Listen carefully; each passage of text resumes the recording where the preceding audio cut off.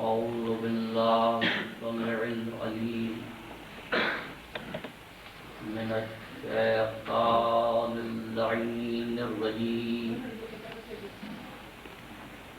بسم الله الرحمن الرحيم الحمد لله العلي أنشبه المخلوقين الغالب لمحال الواصفين الظاهر بعجائب تدبيره للناظرين الباطن بجلال عزته عن فكر المتوهمين العالم بلا اكتساب ولا ازدياد ولا علم مستفاد المقدر لجميع الأمور بلا رمية ولا ضمير الذي لا تغشاه الظلم لا يستضيء بالأنوار لا يرهقه ليل ولا يجري عليه النهار ليس إدراكه بالأبصار ولا علمه بالأخبار والصلاة والسلام على نبيه الأمي أرسله بالضياء وقدمه في الاصطفاء فرتقى به المفاتح وصاور به المغالب ذلل به الصعوبة وسهل به الحزون حتى سرها الضلال عن يمين وشمال نور الأول مخلوق الأفضل أبي القاسم محمد اللهم صل على وأهل بيته الطيبين الطاهرين المعصومين المظلومين الذين أذهب الله عنهم الرجس وطهرهم تطهيرا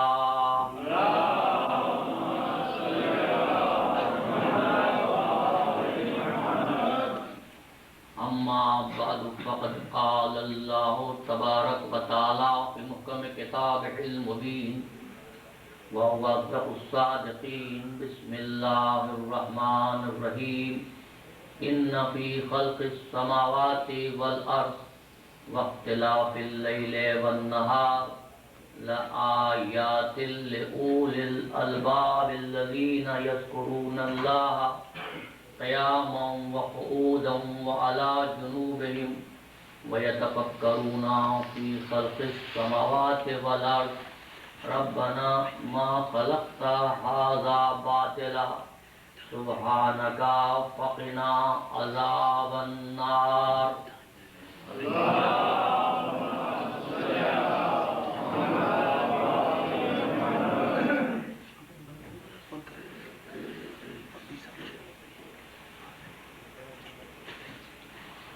As it is being discussed for the last 3 days,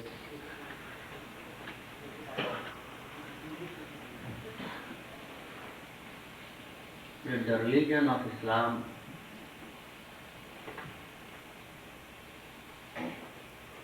is endowed by Almighty Allah to fulfill the human needs. Therefore, Islam is also known as religion of nature or religion of fitra. In order to understand the Islam and its goal, we have to understand the human psychology mankind and its needs, humanity and its faculty. As it is common observation in our daily life that for the survival and for providing bread and butter for the family, the one adopts some work. Some people run their own business and some do the job in different organizations. But when people run their own business, after a month or after a year or after a period of time, sometimes they calculate either business is giving us profit or it is giving us a loss. And if they observe that this business is not providing all necessities of life and it is going to give us a loss, then either he quits the business, switches the business, changes the business, or he tries to find out the wrong decisions and try to rectify all the mistakes which are responsible for the loss. So as we analyze and we think, we try to find out in our businesses, in our jobs, in our daily jobs, in our this mortal worldly affairs, we should think about the religion too. We are saying La ilaha illallah Muhammad Rasulullah since our birth or since the conversion to Islam. But if La ilaha illallah Muhammad Rasulullah are not changing, these voices, this kalima is not changing our life, our position, and it's not solving our miseries, our difficulties, so we have to think either we did understand Islam, so we have two options. Either we quit Islam or we should think that something went wrong somewhere. And I am of the second opinion, while we say La ilaha illallah, while we believe in unity of Allah, while we believe in prophethood of 124,000 prophets and 14 Masumin, but our life is not changing. Our moral values are not able that we should present this Muslim Ummah or Muslim nation before the nations of the world. So it means we did wrong somewhere. We forgot something. We did not try to understand the Islam. And let me say, we never tried to follow the Islam, but we always formulated or fabricated such matters which made Islam to follow us. Whatever looks good to us, we accept it. If it is against our materialistic benefit, we reject it. This is the tragedy or misery Ummat al-Muslimah come across. I am sure you have heard it so many times from the Mimbar. Surah Baqarah. وَإِذْ قَالَ رَبُّكَ لِلْمَلَائِكَةِ إِنِّي جَاعِلٌ فِي الْأَرْضِ خَلِيفَةً. Are you with me? Please keep in your mind that in order to understand Islam, we have to understand the mankind and its needs, humanity and its requirements, humanity and human psychology. If we don't know the needs of mankind, we cannot understand Islam. What is the mankind? What is the human psychology? Almighty Allah says, وَإِذْ قَالَ رَبُّكَ لِلْمَلَائِكَةِ إِنِّي جَاعِلٌ فِي الْأَرْضِ خَلِيفَةً. I don't have time to get into details, but one point I would like to present before you, that إِنِّي جَاعِلٌ فِي الْأَرْضِ خَلِيفَةً. Allah subhanahu wa ta'ala was creating Adam, was making Adam Khalifa on the surface of earth. Jailun fil earth, not in the heaven. not in the paradise. But when we listen to, when Adam ate the fruit of some plant, wheat or whatever it is, there are different tafasir. What did the Adam eat in the heaven? And Adam was punished and Adam was ordered to get away, to go away from heaven. But what I think, Adam was created for the heaven or for the earth? If Adam was created for the earth, it is not punishment. And if Adam was created for the paradise, then astaghfirullah, Quranic verse is wrong. So, Azizan Muhtaram, Quranic verses actually are dreams. I admit my difficulties, I lack in fluency in English, but I don't find the word which could represent a word in Arabic, tabir or tabirat. I can say these are like a dreams. But if we would like to understand the explanation of Quran and Quranic verses, we have to follow the Ahlul Bayt and their teachings. Inni jailun fil ardi khalifa. You cannot understand without knowing the basis on which mankind has been created. Adam was created for the earth, not for the heaven. So it was not a punishment.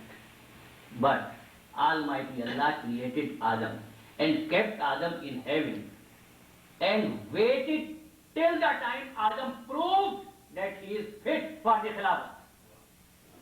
And when Adam proved that he is fit for his Khilafat, Adam was sent to the earth. And what was that condition which made Adam fit for the Khilafat? That is innovation of something. That is to think something. That is individuality. That is freedom of thinking. Freedom of thinking. Freedom of thought is the proof to support the humanity.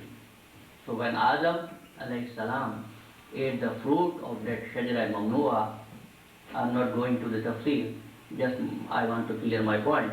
When Adam ate the fruit, then Adam proved that Adam has his own will. And when Adam ate the fruit, Adam was ordered to go out of the heaven, and Adam was said by Almighty Allah, Ehbetu fa imma yatiyannakum minni hudan faman tabi'a hudaya fala khawfun alayhim walahum yahzanun.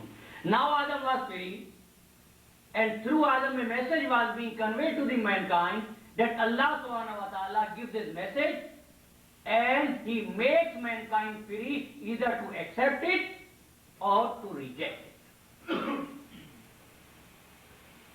This is the first characteristic of mankind, that he thinks by own face. And this own thinking, this freedom of right, this freedom of thinking, freedom of thought, is in Islam known as ibtikar. Inna hadaynahu sabil, imma shakiran wa imma kafura. We have shown you our symbol. Now it is up to you. Either you accept it and become blessed one, or you reject it and becomes maghzub. It is up to you. So everyone is free to do something or is free to keep away from something. You cannot give the responsibility of your job or your work or your acts on Almighty Allah. So now, two things. Please keep in mind. One thing is known and one thing is unknown. One thing is known and one thing is to know something. The one thing which is known, it is called malum. I am not translating this word. This is malum, but I am giving a definition. The thing which is known is called malum. And to know something, it is knowledge, or it is in technically it is known as ilm. So one thing is ilm, another thing is malum. the thing which we have to remember, that Maloom is always under the influence of knowledge. I am asking a question. Maloom is under the influence of ilm, or ilm is under the influence of Maloom?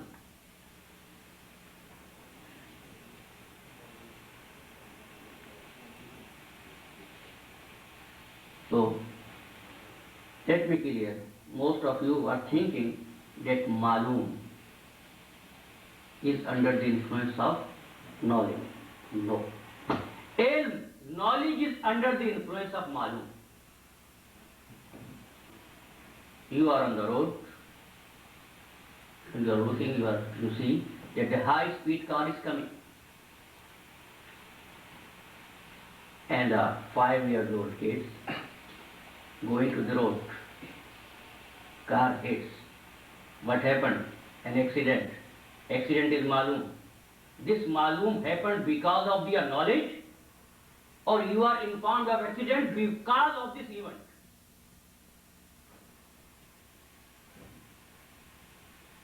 Your knowledge is because of that event. But that event is not happened because of your will or because of your knowledge. That's what Almighty Allah says in Surah An'am, وَمَا تَسْقُطُ مِنْ وَرَقَةٍ إِلَّا يَعْلَمُهَا. Even a leaf drops off from a tree, that is in their knowledge. But it doesn't mean that Allah wants it. If Allah wants something, then there is no need of jaza, there is no need of punishment, there is no need of reward. So people say, Hussain ibn Ali alayhi salatu wassalam was killed in Karbala, he was martyred in Karbala, that was Allah's will. No, it was in Allah's knowledge, but it was not Allah's will, it was not Allah's mercy.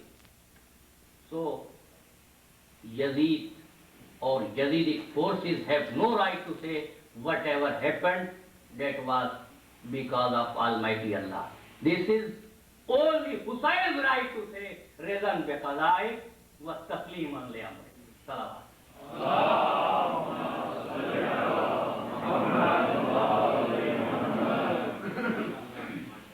And after this discussion of Maloom and ilm, I would like to continue with my Urdu topic. ہماری گفتگو یہ تھی کہ سرکار ختمی مرتبت حضرت محمد مصطفیٰ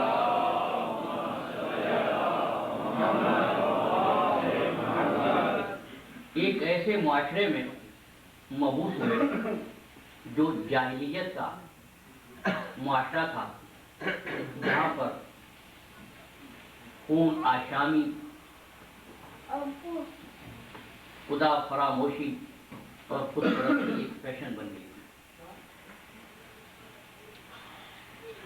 اور ایسے انسانوں کو جو دوسرے انسانوں کا گلا کاٹ کر خون پینے میں فخر محسوس کرتے تھے، ان لوگوں کو انسان بنانا بہت مشکل کام تھا. میں نے ایک جملہ استعمال کیا تھا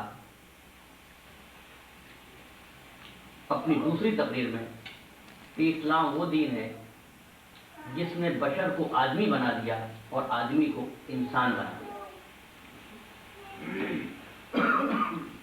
اگر آپ اسکالر سے پوچھیں گے تو وہ تینوں لفظوں کا ایک ہی ترجمہ کرتے ہیں، بشر انسان، آدمی انسان، اور انسان بھی انسان. عزیزان محترم، تینوں میں فرق ہے. بشر is morphological diagram of mankind. Bashar is physical state of mankind. بشر صورت ظاہری کا نام ہے. جس طرح جانور کھاتا ہے یہ بشر بھی کھاتا ہے، جس طرح جانور سوتا ہے یہ بشر بھی سوتا ہے. اسلام کا کام یہ تھا کہ اس بشری حیولے کو، اس بشری صورت کو آدمی کی صورت دے دے. بھائی کھانے پینے سونے اٹھنے بیٹھنے جاگنے کی حد تک تو جانور میں اور انسان میں کوئی فرق نہیں ہے نا. تو بس اسلام وہ چیز عطا کرنے آیا تھا جو اس بشر کو جانوروں سے الگ کر دے, اور وہ چیز جو بشر کو ان جانوروں سے الگ کرتی ہے وہ چیز ہے عقل, ادراک, حس اور معرفت. اور جب یہ اس کو مل جائے تو اب بشر بشر نہیں رہا, بشر انسان بن گیا. یوں کہہ دوں بشر اس صورت کا نام ہے جس میں کبھی تبدیلی واقع نہیں ہوتی. وہ انسانی ہارٹ کے 4 خانے ہیں, 4 chamber, right آریکل, left آریکل, right ventricle, left ventricle. انسان جاہل ہو تب بھی 4 خانے ہیں, فلاسفر بن جائے تب بھی 4 چیمبر ہیں. دماغ کے 3 ہی حصے ہیں, خواہ وہ اسکالر ہو یا اسٹریٹ مین ہو. ارسطو کا دماغ کوئی ویسا ہی تھا جیسا میرا ہے, لیکن سوچنے کا انداز مختلف تھا. تو یہیں سے یہ 2 لفظ اور لیجیے. معرفت کی تعریف یہ ہے کسی شے کو اس طرح پہچاننا کہ اس کا تعارف دوسروں سے ممتاز ہو جائے, ڈسٹنکٹیو ہو جائے, الگ ہو جائے, پہچانا جائے. اور وہ چیز جس سے کوئی پہچانا جائے وہ اس طرح پہچنوائے, وہ اس طرح پہچنوائے کہ اس کو دیکھ کر اس کی جانب توجہ نہ ہو, اس کو دیکھ کر کسی تیسرے وجود کی طرف توجہ ہو. اور یہاں پہ یہ بات کہے بغیر بھی نہیں رہ سکتا کہ ہر انسان بشر ہوتا ہے, ہر بشر انسان نہیں ہوتا. ہر انسان بشر ہوتا ہے, ہر بشر انسان نہیں ہوتا. رسول بشر ضرور ہے لیکن بشر رسول جیسا نہیں ہے. رسول بشر ضرور ہے لیکن بشر رسول جیسا نہیں ہے. جس طرح انسان جب منزل انسانیت پہ آ جائے تو اس کو بشر کہنا انسانیت کی توہین ہے, اور جب کوئی انسان منزل نبوت پر آ جائے اس کو بشر کہنا نبی کی توہین ہے.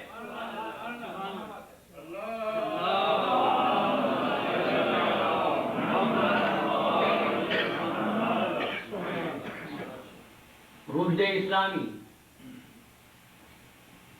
اور خارجی دنیا, اسلام کا ربط کیا ہے, مسلمان کا رابطہ کس طرح ہو.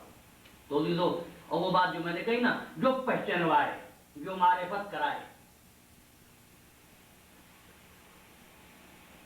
اس جز کو, اس ذریعے کو, اس میڈیا کو, اس پروڈکٹ کو ایسا ہونا چاہیے کہ وہ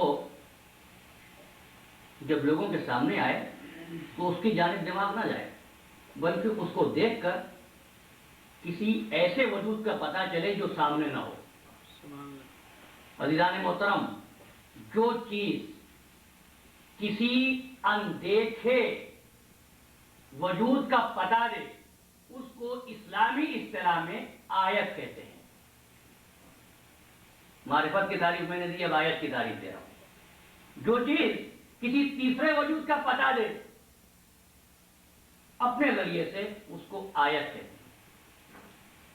یہ آیت ہے.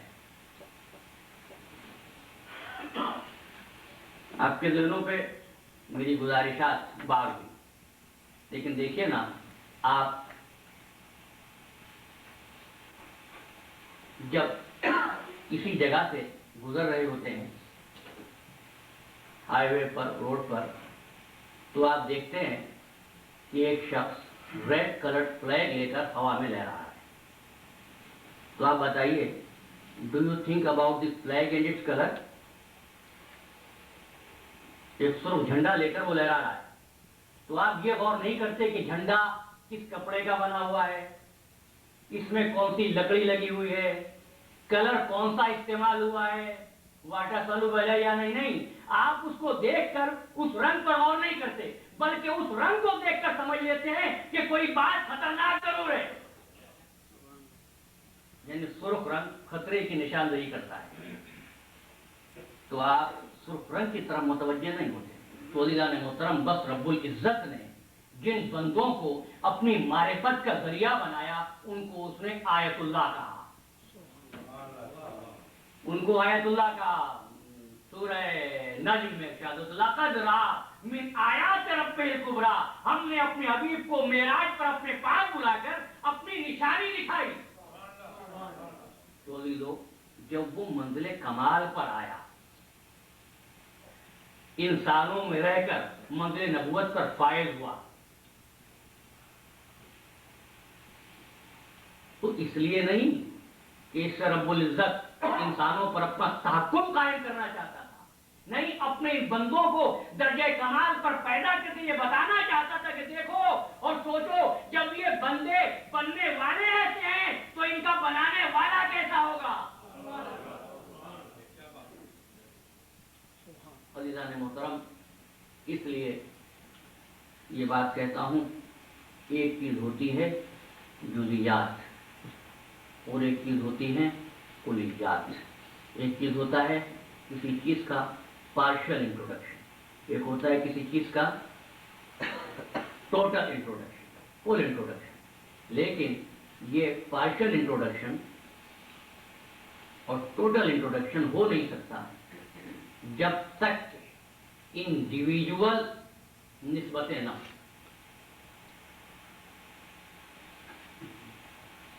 دیکھیں نا، میرے اتنے احباب یہاں تشریف رکھتے ہیں، لیکن میں یہ کہتا ہوں بہت سے انسان بیٹھے ہوئے ہیں. کیا یہ تعارف کافی ہو گیا؟ کون بیٹھا؟ انسان بیٹھے نہیں. یہ تعارف اس وقت تک پورا نہیں ہوگا جب تک کہ میں انسانوں کے اس تعارف میں ذاتی کردار کا اضافہ نہ کروں، ذاتی نام کا اضافہ نہ کروں. یہ نہ بتاؤں یہاں پر رضوی صاحب بیٹھے ہیں، زیدی صاحب بیٹھے ہیں، خواجہ صاحب بیٹھے ہیں.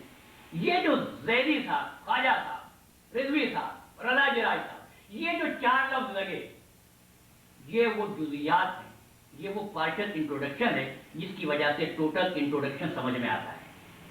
اس کو کہتے ہیں تشخصات.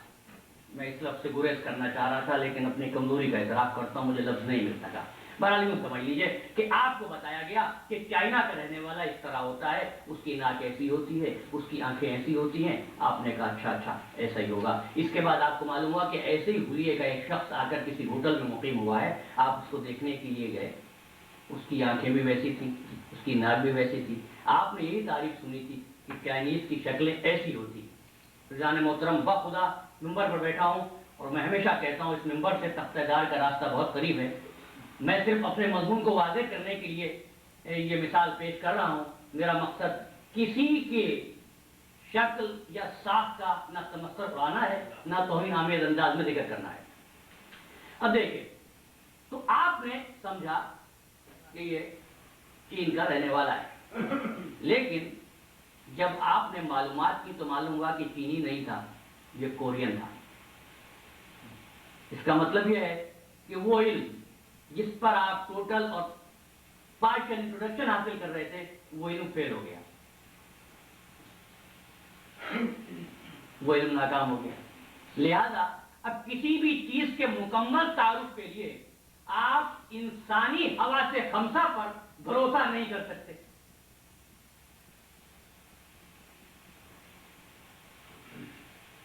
اور تھوڑی سی توجہ کا طالب ہوں، میں چاہتا ہوں کہ کچھ موضوع آگے بڑھ جائے. دیکھیے، ہم نے کل یہ عرض کیا تھا، ایک ہوتا ہے عمل اور ایک ہوتا ہے عقیدہ. انسان جو عقیدہ بھی ذہن میں راسخ کر لے، اس کے بعد عمل کرنے لگے، تو وہ عمل عقیدے کو مستحکم کر دیتا ہے. مثلا ایک انسان نے یہ تصور کر لیا کہ اللہ کے ہاتھ ہیں، اللہ کے پیر ہیں، اللہ کا چہرہ ہے، اللہ ایک خوبصورت مرد کی طرح ہے. اب اس نے عبادت کرنا شروع کر دی. تو جیسے جیسے وہ عمل کرتا جائے گا نا، اس کا یہ عقیدہ راسخ ہوتا جائے گا. تو یہاں دو باتیں یاد رکھ لیجیے گا کہ ہمیشہ روح عقیدہ پیدا کرتی ہے اور عمل عقیدے کو مضبوط کرتا ہے. اور عمل کو بھی چھوڑیں، میں کہتا ہوں کہ بعض اوقات علم بھی غلط عقیدے کو پختہ کر دیتا ہے. اس لیے میرے آقا نے سرکار ختمی مرتبہ حضرت محمد مصطفیٰ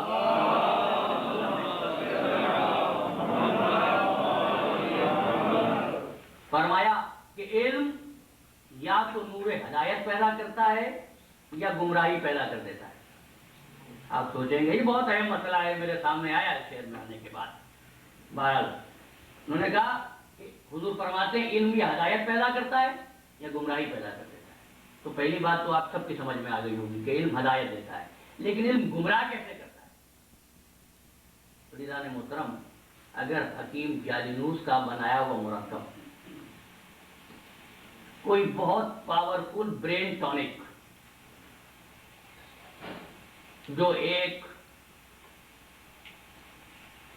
سست ڈل اور ڈفر انسان کو ایکٹیو بنا دے، اس دوا میں کمی ہے، مکمل ہے، لیکن اگر ٹائیفائڈ کے مریض کو وہ معجون کھلا دے تو کیا باقی رہے گا؟ تو کمی دوا میں نہیں تھی، بات یہ تھی کہ حاصل کرنے والے، قبول کرنے والے، کھانے والے کی قابلیت میں کمی ہو گئی تھی۔ تو اگر کہیں پر عقیدہ غلط ہے تو کتنے ہی مکاتب میں بیٹھ جائے۔ اب اقبال کہتے ہیں اگر خر عیسیٰ چون با مکہ روت بعد آیت انوز خر باشد، اگر عیسیٰ کا گدھا مکے چلا جائے اور واپس آ جائے تو گدھا ہی رہے گا۔ عزیزان گرامی، توجہ کیجیے گا، ایک بہت اہم بات آپ تک پہنچانا چاہ رہا ہوں۔ اب آپ کہیں گے جب انسانی حواس فیل ہے، انسانی ادراک فیل ہے، تو پھر وہ کون سی چیز ہے جس پر آپ یہ کہتے ہیں کہ مذہب کو سمجھتے ہوئے عقل کا ساتھ نہ چھوڑیں؟ وہ کیا چیز ہے؟ عزیزان محترم، وہ عقل جس کا دامن پکڑنے کا حکم دیا گیا، جو مذہب سے نہیں ٹکرائی، وہ عقل شخصی عقل نہیں ہے، وہ آفاقی عقل ہے، وہ فطری عقل ہے، وہ عقل کہ جو فیصلہ کرتے ہوئے یہ نہیں دیکھتی کہ بیان دینے والا کلمہ پڑھتا ہے یا نہیں۔ معصوم نے فرمایا ہے، امام جعفر صادق علیہ السلام،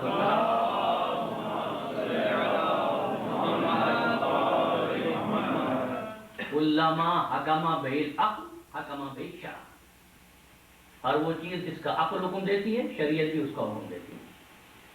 حکمہ بہل شرع حکمہ بہل عقل، جس کا عقل حکم دیتی ہے اسی کا شریعت حکم دیتی ہے، لیکن وہ عقل فطری ہے، عقل شخصی نہیں۔ فطرت اللہ التی فطر الناس علیہا لا تبدیل لخلق اللہ، یعنی اب آپ اس عقل فطری کو سامنے رکھ کر کسی سے بھی پوچھ لیجئے، یہ نہ دیکھو کہ یہودی ہے، یہ نہ دیکھو نصرانی ہے، یہ نہ دیکھو مجوسی ہے، یہ نہ دیکھو مسلمان ہے، یہ نہ دیکھو سنی ہے، یہ نہ دیکھو شیعہ ہے، بس اس سے پوچھو جھوٹ بولنا کیسا ہے، وہ کہے گا برا ہے۔ ظلم کرنا کیسا ہے، وہ کہے گا برا ہے۔ اس لیے کہ یہ وہ عقل ہے جس کا تعلق انسان کی انفراد سے نہیں، ذات سے نہیں، انڈیویجولزم سے نہیں، بلکہ نیچر سے ہے۔ اسی لیے تو ارشاد ہوتا ہے سنریہم آیاتنا فی الآفاق وفی انفسہم، سنریم آیاتنا فی الآفاق وفی انفسہم، ہم نے اپنی نشانیاں دکھائیں، کہاں دکھائیں؟ یا تو ان کے نفسوں میں دکھائیں یا اس آفاق میں دکھائیں۔ لیکن بات وہی تھی جہاں اقبال کہتے ہیں بیاں میں نقطۂ توحید آ تو سکتا ہے، تیرے دماغ میں بت خانہ ہو تو کیا کرے۔ وہ رمز شوق سے پوشیدہ لا الہ میں ہے، طریق شیخ فقیہانہ ہو تو کیا کہیں۔ بہت توجہ، طریق شیخ فقیہانہ ہو تو کیا کہیں۔ مقام فقر کتنا بلند ہے شاہی سے، مقام فقر کتنا بلند ہے شاہی سے، نظر کسی کی گدایانہ ہو تو کیا کہیں۔ اب میں یہ دیکھتا ہوں اور میرا دل خون ہوتا ہے جب میں یہ پڑھتا ہوں، سنتا ہوں کہ فلاں عالم کے ہاتھ پر فلاں عیسائی نے اسلام قبول کر لیا۔ کیا کرتے ہیں وہ عالم؟ بٹھاتے ہیں غیر مسلم کو، اس کو کلمہ پڑھواتے ہیں، وہ کلمہ پڑھ لیتا ہے، اس کے بعد جب وہ کلمہ پڑھ لیتا ہے تو پھر اس کے بعد اخبار میں خبر یہ آتی ہے فلاں صاحب نے اسلام قبول کر لیا، ان کا نام عبد المسیح سے بدل کر عبداللہ رکھ دیا گیا، فلاں خاتون نے اسلام قبول کر لیا، ان کا اسلامی نام مریم سے بدل کر بی بی عائشہ رکھ دیا گیا. ٹھیک ہے، یہ ہوتا ہے، نام بدلے جاتے ہیں. تو میں یہ سمجھتا تھا جب یہ پڑھنے کے قابل ہوا کہ شاید اسلام کی جہاں اور ضروری شرائط ہیں ان میں سے ایک شرط نام بدلنا یا نام رکھنا بھی ہوتا ہوگا. اور اس خیال سے پوری تاریخ اسلام کو پڑھا تو مجھے یہ تو نظر آیا کہ غلاموں میں سب سے پہلے فلاں بزرگ نے اسلام قبول کیا،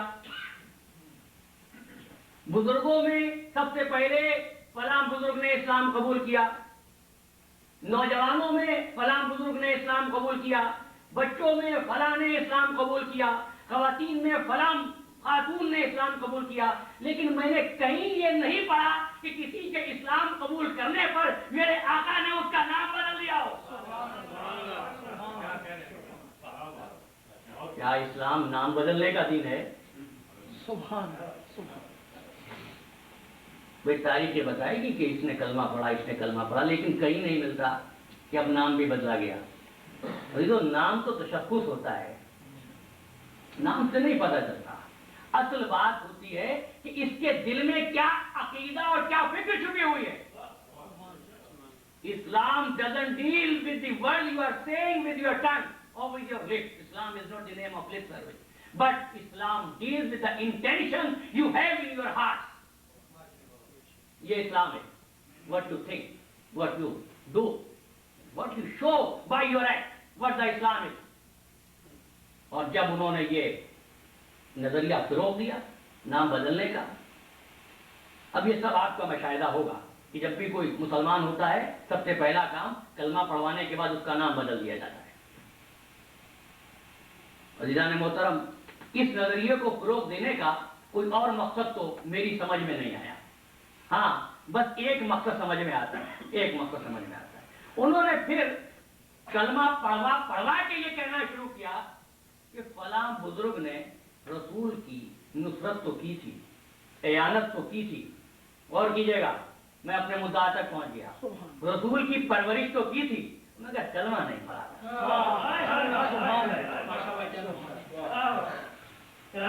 اب آپ کہیے کہ فلاں بزرگ نے اسلام قبول کیا تھا، بچوں میں سب سے پہلے علی نے اسلام قبول کیا تھا. علی نے اسلام قبول نہیں کیا تھا. میں کہہ رہا ہوں پوری ذمہ داری سے، علی نے اسلام قبول نہیں کیا تھا. اسلام وہ قبول کرے جو پہلے اسلام و ایمان سے دور ہو. ہاں، آپ کے بزرگوں نے اسلام قبول کیا تھا لیکن علی نے اسلام قبول نہیں کیا. علی اس اول المسلمین کا حصہ ہے. وہاں اسلام قبول کرنے کے کیا معنی ہے؟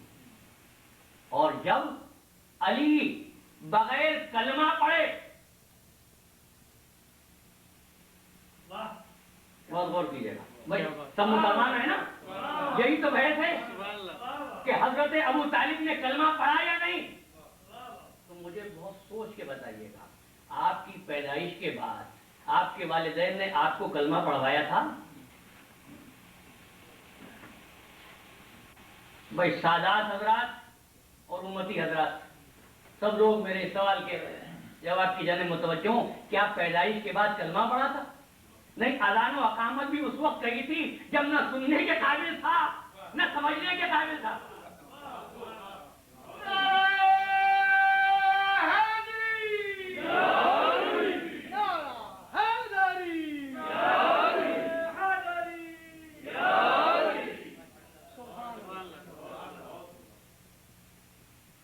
جو کلمہ پڑھ لے وہ مسلمان ہو گیا.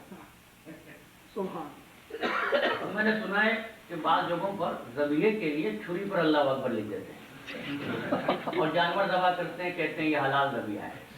ہاں دیکھو، اگر یہی تعریف اسلام کی رہ گئی ہے تو پھر مجھے کہنے دیجئے کہ وہ ٹیپ ریکارڈ جس میں میرا کلمہ لا الہ الا اللہ ریکارڈ ہو رہا ہے وہ بھی مسلمان ہے. عزیزان محترم، اسلام روبوٹ سے، مشینوں سے بات نہیں کرتا ہے. اسلام زبانوں سے بات نہیں کرتا ہے، اسلام نیتوں سے وابستہ ہے، اسلام نیتوں سے وابستہ ہے۔ سبحان اقبال کہتے نا مسلم اول شہ مرداں علی، علی عشق راست سرمایہ ایمان علی۔ سبحان تم کیا جانو ہر کے دانائے رموز زندگی، سر اسمائے علی دانت کے چیز، ہر کے در آفاق گردت بوتراب، باز گردانت بے مغرب آفتاب، نرگسم وارفتہ نرزارام، در حیا بانش چبو آوارام۔ یہ ہے علی، وہ بتاتا ہے کہ معرفت کیا ہے اور رشد کیا ہے، اور کیسے نہ بتائے۔ علی صرف مسلمان ہی نہیں ہے، علی صرف مومن ہی نہیں ہے، بلکہ علی کل ایمان ہے۔ اور جب علی کل ایمان ہے تو کل ایمان کے والد کا مقام کیا ہوگا؟ نعرہ حیدری، نعرہ ابو طالب لانتر صلوات۔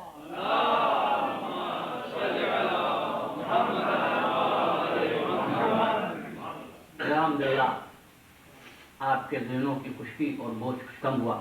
سبحان اب میں آپ سے یاد کروں کہ ایک تو وہ جو رات کی تاریکی پھیل جانے کے بعد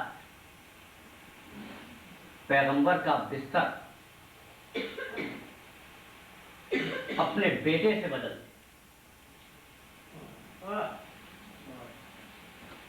جس بستر پہ رسول سوتے تھے وہاں سے رسول کو اٹھا لیتے تھے، اپنے بیٹے کو چلا لیتے تھے۔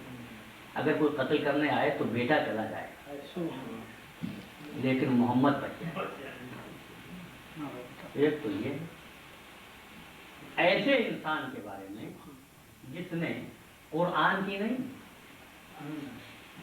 صاحب قرآن کی، مالک قرآن کی عبادت کی، اس کے اسلام پہ غور کیا جا رہا ہے۔ اور وہ جن کا کام محض قرآن چھاپنا تھا نا، ایک دو نہیں، ہزاروں لاکھوں چھاپ دیے۔ رضوی صاحب تشریف رکھتے ہیں، انڈیا میں ایک مشہور شخصیت گزری نویل کشور کی، میں صحیح تلفظ ادا کر رہا ہوں، نویل کشور کی، ہندو تھا، برہمن تھا، بہت سے قرآن چھاپے تھے، اور لکھنؤ کا ایک دولت مند فرد تھا، ہزاروں لاکھوں قرآن مجید چھاپے اور فروخت کیے۔ تو کہتے ہیں اس زمانے میں افغانستان کا بادشاہ دورے پر ہندوستان آیا۔ اب یہ بادشاہوں کا، حکمرانوں کا قاعدہ ہوتا ہے جب پہنچتے ہیں تو وی آئی پی کلاس جو ہوتی ہے وہ جا کر ان سے ملاقات کرتی ہے۔ تو بہت سے لوگ ملنے آئے تو نویل کشور بھی چلا آیا، صاحب ثروت بھی تھا، اور کون ہوگا نویل کشور؟ مجھے نہیں پتا کہ یہ جملہ ظاہر مذاق تھا یا کیا، بہرحال جب انہوں نے کہا میں نویل کشور ہوں اور پرنٹنگ پریس کا مالک ہوں اور میرا کام ہے قرآن مجید چھاپنا، تو والی کابل نے، والی افغانستان نے ہنس کر کہا اچھا آپ نویل کشور ہیں؟ میں تو سمجھ رہا تھا نویل کشور کسی ملک کا نام ہے۔ یعنی آپ سمجھے کہ اتنی سوال تھی، تعارف ہو گیا۔ اس کے بعد بادشاہ کے لیے، والی افغان کے لیے کھانا آ گیا۔ اب کھانا ہندوستان میں لکھنوی تہذیب میں جس میں بھنے ہوئے گوشت کے علاوہ کچھ نہیں تھا۔ نویل کشور برہمن، صرف دال روٹی کھانے والا، والی افغان نے کہا بھی کھانا کھاؤ، نویل کشور نے کہا نہیں حضور آپ کھانا کھائیے، بھائی تم بھی کھاؤ کھانا۔ اب جب نہ جائے رفتہ نہ پائے ماندن، کچھ سمجھ میں نہ آیا تو ہاتھ جوڑ کے کہا حضور بات یہ کہ میں ہندو ہوں۔ تو بادشاہ نے پوچھا اگر ہندو ہو تو تم قرآن مجید کیسے چھاپتے ہو؟ تو وہ بات جو اسکالر کی سمجھ میں نہیں آئی نویل کشور نے کہی ہے۔ وہ کہتا ہے حضور میں قرآن مجید چھاپتا ہوں، قرآن مجید چھاپنا اور بات ہے، مسلمان ہونا اور بات ہے۔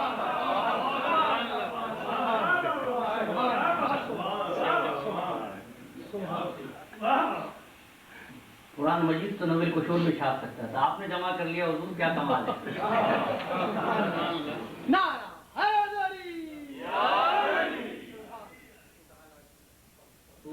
القدر انا انزلناه فی لیلۃ القدر وما ادراک ما لیلۃ القدر. تم نہیں جانتے لیلۃ القدر کیا ہے؟ پتہ ہے تمہیں؟ لیلۃ القدر خیر من الف شہر. یہ وہ رات ہے جو 1000 مہینوں سے افضل ہے.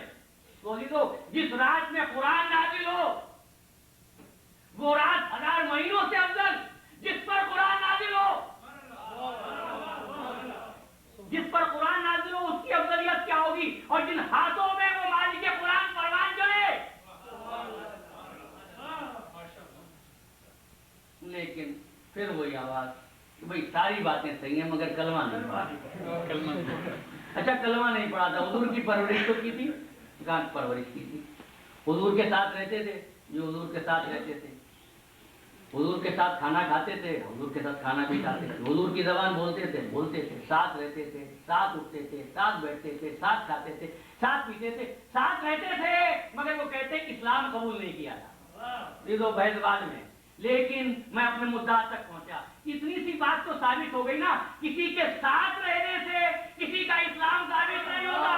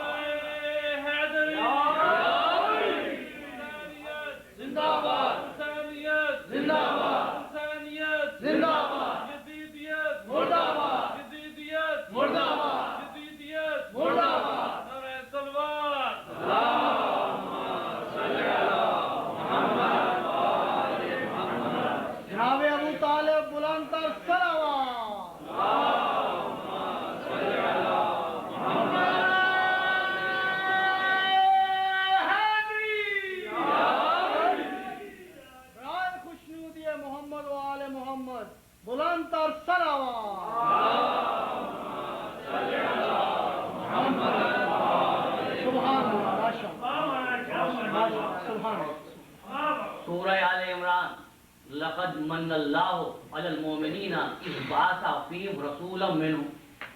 اللہ نے مومنین میں سے ایک رسول کو مبعوث کیا. مومنین میں سے. تو دیکھو ہمیشہ یہ آیت یاد نہ رکھو، کبھی کبھی اس آیت کو بھی پڑھو. هو الذی بعث فی الامیین رسولا. رسول جاہلوں میں نہیں آیا، مومنین میں سے آیا. لقد من اللہ علی المؤمنین اذ بعث فیہم رسولا منہم.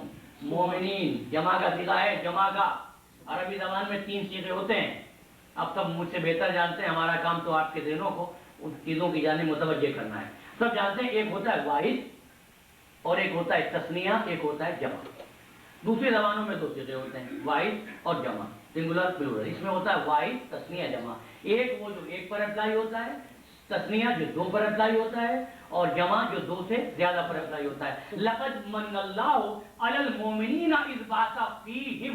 اللہ نے مومنین میں سے ایک رسول کو مبعوث کیا. اس کا مطلب ہے رسول کی بعثت سے قبل کم از کم 3 مومنوں کے وجود کو تسلیم کرنا.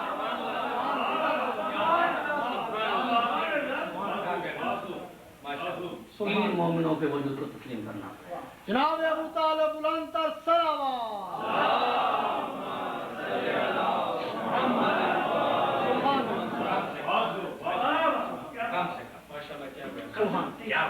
حضور کی بعثت سے قبل کم از کم 3 مومنین کی جماعت کو تسلیم کرنا ہوگا، ان کے وجود کو قبول کرنا ہوگا. آخر وہ تھے کون؟ وہ کیا کر رہے تھے؟ عزیزان محترم، دوسری بات کہہ دیتا ہوں، پوری تاریخ کو پڑھ جائیے. بدر کا مارکا ہو، خندق کا مارکا ہو، احد کا میدان ہو، خیبر کا قلعہ فتح کرنے کی بات ہو، کسی بزرگ نے بہت توجہ ہے، کبھی کسی بزرگ نے اپنے باپ کا نام فخر کے ساتھ لیا ہو؟ بس ایک ہی آواز ہے. جب عمر کے مقابلے پر گئے تو جا کر کہا انا علی ابن ابی طالب. عمر کہنے لگا ابو طالب کے بیٹے ہو؟ ابو طالب تو دوستوں میں سے تھے. تو فرمایا عمر مومن کبھی کسی کافر کا دوست نہیں ہوتا. سبحان اللہ. اور جب میرے مولا سے بیعت طلب کی گئی تھی، دشمن ہے مگر حقیقت شناس ہے، سبحان اللہ. معرفت اور رشد کی گفتگو ہے. مجھے احساس ہے میرا موضوع بہت آہستگی سے آگے بڑھ رہا ہے. تو دشمن نے کہا تھا پتر سعد نے کہ حسین کے سینے میں علی ابن ابی طالب کا دل ہے. تو واقعہ بیان نہیں کرنا، کہنا صرف یہ ہے کہ جتنے فخر سے علی اپنے باپ کا نام لیا کرتے تھے کسی اور بزرگ نے کبھی نہیں لیا. کوئی تو بات یہ ہے اگر باپ کا نام قابل فخر ہو تو لیا کرتے ہیں، اگر باپ کا نام لینے سے شرم آئے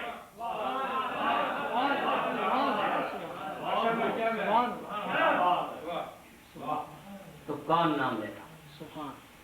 تو دو یہ حدیث ہے جو فرماتے تھے ابو طالب کے بیٹے کو اس امر کی پرواہ نہیں کہ موت اس پر آ پڑے، بس روحیت اسلامی کے حوالے سے میرے مولا کے یہ ارشاد سنتے جائیے اور پھر میں آپ کے لیے دعا کروں. مولا فرماتے ہیں کہ اول دین کی بنیاد معرفت ہے. پہلا خطبہ نہج البلاغہ کا اول الدین معرفت ہو و کمال معرفت ہو تصدیق ہے، اور کمال معرفت اس کی تصدیق ہے، اور کمال تصدیق اس کو ایک ماننا ہے. کمال تصدیق اس کو ایک ماننا ہے، اور کمال توحید اس کو ایک ماننے کا کمال اس کی ذات میں اخلاص ہے، خلوص. اور خلوص سے ماننے کا تقاضا یہ ہے کہ یہ سمجھ لو کہ صفات اور ہیں، اللہ کی ذات اور ہے. صفات الگ ہیں، اللہ کی ذات اور ہے. کیوں؟ اس لیے مولا فرماتے اس لیے ہر صفت خبر دیتی ہے کہ وہ غیر موصوف ہے، اور ہر موصوف خبر دیتا ہے کہ وہ غیر صفت ہے. جس نے اللہ کی ذات کے صفات کو مانا اس نے دوئی کی، اور جس نے دوئی کا اعتراف کیا وہ مشرک ہوا. تھوڑی سی وضاحت. صفات کا اس کی ذات سے نفی کرنا کیا مطلب ہے؟ میں جاہل انسان پڑھ لکھ گیا، عالم بن گیا. جب پڑھا لکھا نہیں تھا جاہل تھا، تعلیم حاصل کر لی عالم ہو گیا، ایکسیڈنٹ ہوا دماغ پہ چوٹ لگی سب کچھ بھول گیا پھر جاہل ہو گیا. یعنی صفات آتی ہیں اور صفات جاتی ہیں. اللہ نہ ایسا عالم ہے، نہ ایسا صادق ہے، نہ ایسا رازق ہے، نہ ایسا مرید ہے. مولا فرماتے ہیں اس کی ذات اور صفات عین ذات. وہ عالم ہے ہمیشہ سے ہے، وہ رازق ہے ہمیشہ سے ہے، ہمیشہ رہے گا. وہ صادق ہے ہمیشہ سے ہے اور ہمیشہ رہے گا. تو میرے مولا جب ان صفات کو بیان کرتے ہیں تو پھر آپ دیکھیے کمال معرفت کا اظہار کس طرح ہوتا ہے. جا رہے اپنے صحابی کے ساتھ، راستے میں چونٹیوں کے لشکر کو صحابی دیکھتا ہے، دیکھتے ہی کہتا ہے بزرگوں برتن ہوگا جو ان کی تعداد کو جانتی ہے. فرمایا ایسا نہ کہو، یہ کہو بزرگوں برتن ہے وہ ذات جس نے ان کو خلق کیا ہے، تعداد کو تو میں بھی جانتا ہوں. تعداد کو تو میں بھی جانتا ہوں. میرے مولا نے وضاحت کی صفات الگ، اس کی ذات الگ. صفتوں کی نفی کی جائے، اور جب صفتوں کی نفی کی جائے گی تو جو اخلاص و توحید آپ کو حاصل ہوگا وہ آپ کو رشد سے آشنا کر دے گا. اور جب وہ رشد تک پہنچا دے گا، لیکن بنیاد وہی ہے کیا؟ اس کی ذات اور صفات. اس کی صفات عین ذات تسلیم کی جائے. بس آخری جملہ میرے نوجوان دوستوں کے لیے دیکھیے، میں نے کہا وہ عالم ہے، ایسا نہیں کہ علم حاصل کیا عالم ہو گیا، نہیں. وہ عالم ہے ہمیشہ سے ہے، ہمیشہ رہے گا. وہ صادق ہے ہمیشہ سے ہے، ہمیشہ رہے گا. میں نے انگلش تقریر میں عرض کیا تھا نا، انی جاعل فی الارض خلیفہ، میں زمین میں خلیفہ بنانے والا ہوں. یہ نہیں کہا میں خلیفہ بناتا ہوں، توجہ، یہ نہیں کہا میں خلیفہ بناتا ہوں، یہ نہیں کہا میں خلیفہ بنا رہا ہوں، یہ نہیں کہا میں خلیفہ بناؤں گا، فرمایا میں خلیفہ بنانے والا ہوں۔ یہ بھی ویسی صفت ہے جیسی میں نے ابھی ذکر کی، جیسے رزق دینے والا، جیسے پیدا کرنے والا، جیسے پانی برسانے والا، جیسے کل کرنے والا، یہ صفات اس میں ہمیشہ سے پائی جاتی ہے، ہمیشہ پائی جاتی رہے گی۔ وہ رزق دینے والا ہے، وہ رزق دینے والا رہے گا، وہ پیدا کرنے والا ہے، وہ پیدا کرنے والا رہے گا، وہ پانی برسانے والا ہے، وہ پانی برسانے والا رہے گا، وہ رزق عطا کرنے والا ہے، رزق عطا کرنے والا رہے گا۔ اسی طرح وہ خلیفہ بنانے والا ہے اور وہی خلیفہ بنانے والا رہے گا۔ نعرہ حیدری، نعرہ حیدری۔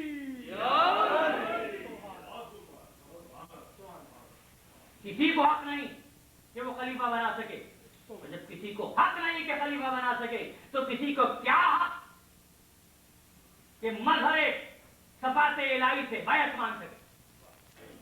حسین نے سوال بیعت پر بڑے بڑے زوردار الفاظ میں جلالت کے ساتھ کہا کہ نہیں۔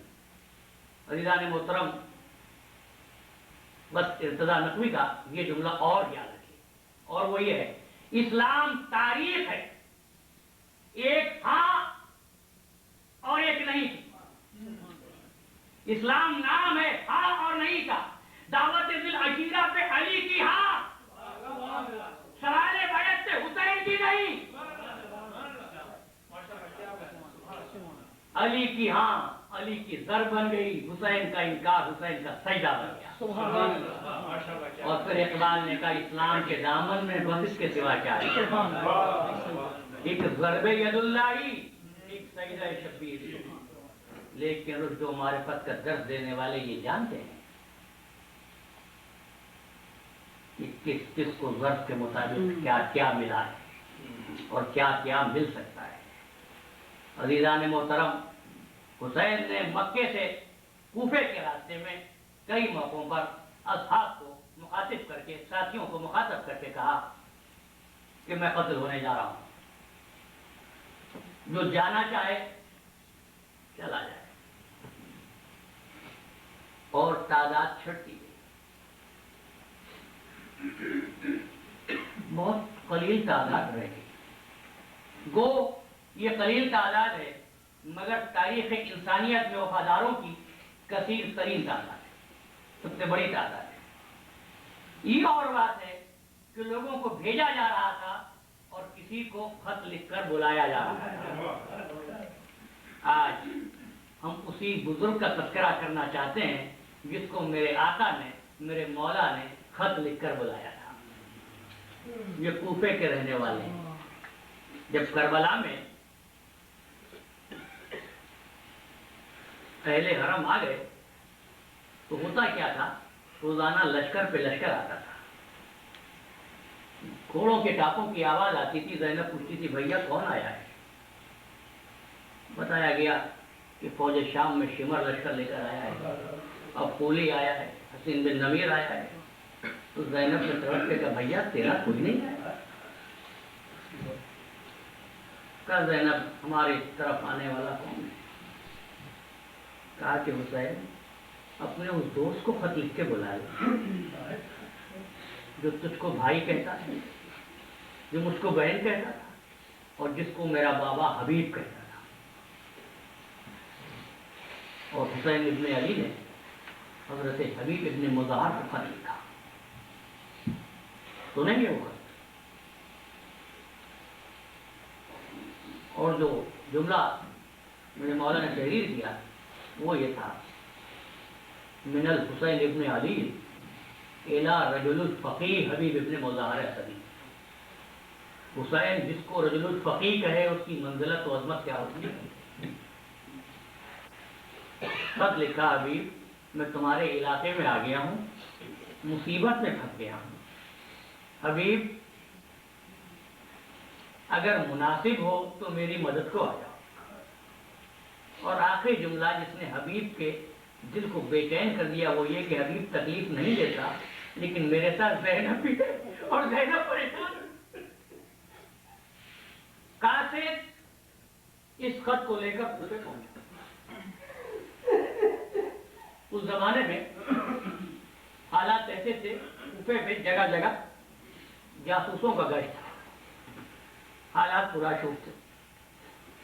हुसैन ने कहा था कासिम से, कूफे में ले जाकर फला मोहल्ले में जाना और सुर्ख दाढ़ी वाला जो शख्स नजर आए ना, उसका नाम पूछकर उसको ये खत दे देना। कासिम जब कूफे में हबीब के मोहल्ले में पहुंचा तो हबीब उस वक्त मोहल्ले की दुकान से खिताब खरीद रहे थे। कासिम करीब पहुंचा और पहुंच के कहा, अय्यो शेख तारिफ हबीब, शेख क्या तू हबीब को पहचानता है? हबीब का घर कौन सा है?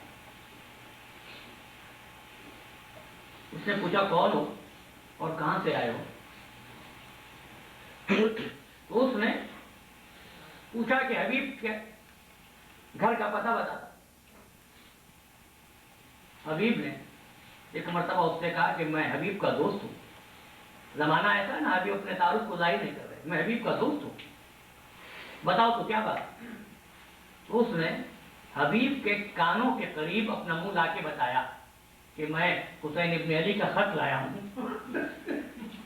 बस ये सुनना था। हबीब दुकान पर शराब तो भूले और कासिम को अपने साथ लिया आओ मेरे साथ, मैं हबीब का घर दिखाता हूं।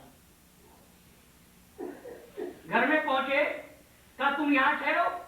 हबीब कासिम हुसैन दरवाजे पर ठहरा।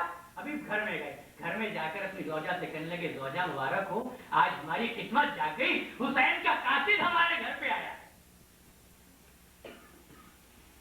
मोमना ने कहा, कासिद को अंदर बुलाओ। एक कमरे में फर्क किया, कासिद को अंदर बुलाया, कासिद अंदर आया और हबीब ने सबसे पहले कासिद के कदमों पे अपना सर रख दिया। कहा मुझे अपने पैरों का मौका लेने दे, इन्हीं कदमों से मेरे मौला की बारियां से आए।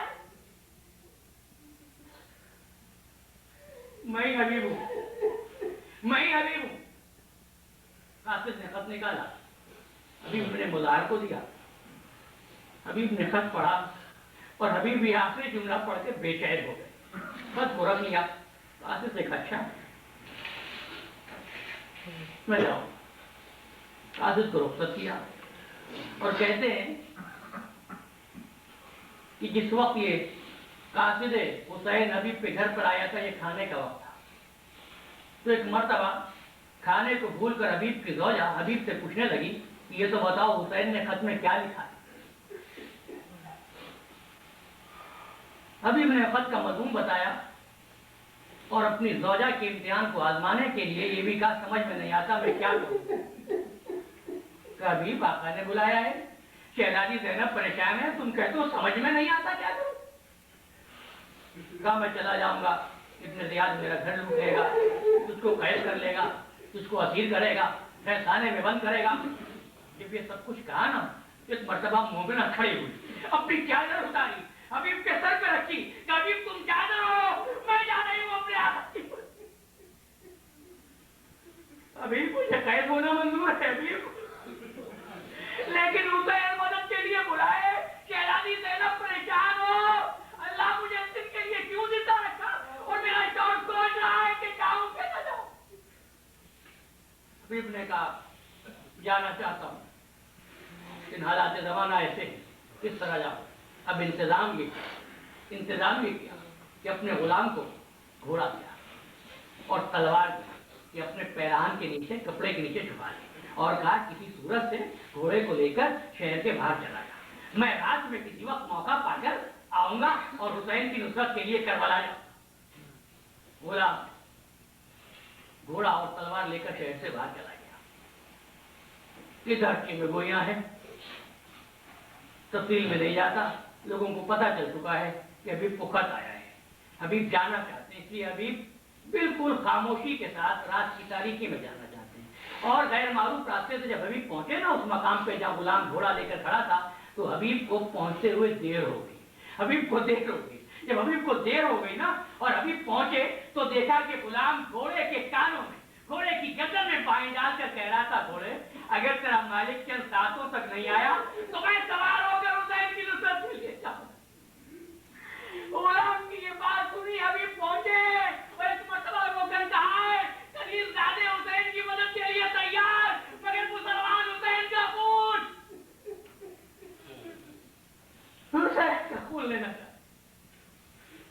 घोड़े पर सवार हुए और यहाँ पे जब हबीब जाने लगे तो जाते हुए गुलाम की तरह मुखातिब होके कहते हैं कि मैंने तुझको आज़ाद किया।